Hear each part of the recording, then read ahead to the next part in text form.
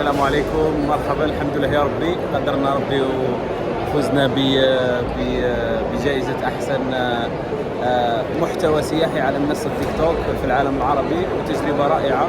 شكرا للاتحاد العربي للسياحة لهذا التتويج، وتجربة رائعة حتى أننا نكون في هذا الملتقى العربي للسياحة كمثل الجزائر كصناع محتوى، كذلك حاجة مليحة وتعطي أهمية للعمل تاعنا احنا كصناع محتوى، لأنه صانع محتوى هو الدافع الكبير للسياحة، وهو اللي يعطي دفعة كبيرة للسياحة، يخلي الناس تزور الأماكن، وإن شاء الله تكون كما نقولوا احنا بادرة خير علينا احنا كذلك وعلى كذلك السياحة. ونتمنوا أنه الجزائر في الملتقيات القادمة تكون حاضرة، تمنينا أنها تكون حاضرة في محافل مثل هذه إن شاء الله. علاش لا احنا اللي إن شاء الله العام القادم نمثلوها وتكون حاضرة بقوة، لأنه بلادنا تستاهل تكون من الدول اللي تروج السياحة تاعها الداخلية باش تجذب أكثر سياح في العالم.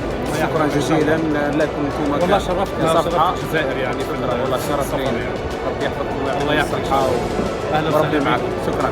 هذا صار في بسكرة، أعطيك الشكشوكة عندنا. الله يعافيك. شكرا حبيبي. شكرا.